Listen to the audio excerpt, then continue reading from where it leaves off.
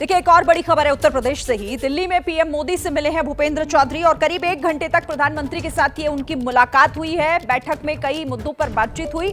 लोकसभा चुनाव में जो खराब प्रदर्शन रहा, इस पर भी बात हुई है और हार के कारणों की जानकारी प्रधानमंत्री को भूपेंद्र चौधरी ने दी है।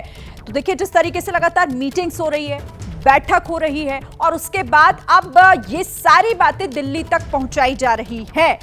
संजय, आपसे इस पर बात करते हैं। देखिए, केशव ही तो सरकार हैं, तो वो क्यों अपनी ही सरकार पर बार बार सवाल खड़े कर रहे हैं? फिर पेड़ के कटने का किस्सा ना होता अगर कुल्हाड़ी में लकड़ी के हिस्सा ना होता। ये बात मैं नहीं कह रहा हूँ शिरीन, ये बात कही केशव मौर्य ने प्रदेश कार्य समिति की बैठक में। आप समझ सकते हैं इन 2 लाइनों में कितनी बड़ी बात छुपी है। हाल में जो लोकसभा का चुनाव हुआ था, उसमें जिस तरह से हार हुई है, उस हार के कारणों की तरफ ये इशारा करते हुए 2 लाइनें केशव मौर्य ने कही थी, जहां हजारों की संख्या में पदाधिकारी और कार्यकर्ता मौजूद थे।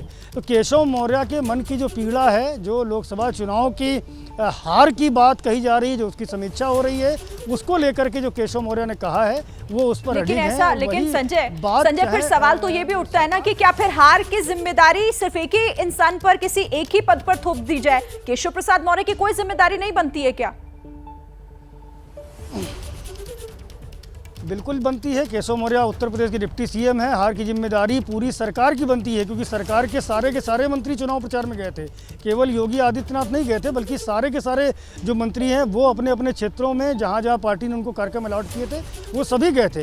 हार की जिम्मेदारी संगठन की भी है और मुख्यमंत्री योगी आदित्यनाथ ने अपने भाषण में संगठन की ओर से जो कमियां रह गई थी उसको भी इंगित किया था। तो ऐसा नहीं है कि केवल सरकार की नाकामी की बात की जा रही है। संगठन क्यों हारा, संगठन कहां पर कमज़ोर रह गया, ये बात भी कही जा रही है। और ये बात खुद भूपेंद्र चौधरी जो प्रदेश अध्यक्ष हैं भारतीय जनता पार्टी के, वो भी कह रहे हैं। उन्होंने ये माना, अभी मैं देख रहा था कि उनकी जो बातचीत के पॉइंट्स हैं उनको देखा मैंने, जो जेपी नड्डा के साथ उनकी चर्चा हुई है, उसमें साफ तौर पर उन्होंने कहा कि जो भ्रम समाजवादी पार्टी की ओर से फैलाया गया, जो कांग्रेस की ओर से फैलाया गया, संविधान को लेकर के, आरक्षण को लेकर के, हम उसे काउंटर करने में नाकाम साबित हुए। दिया, आप उसे रोक नहीं पाए, जनता को ये नहीं समझा पाए, इसकी तो बराबर जिम्मेदारी फिर सबकी बनती है ना। ठीक है।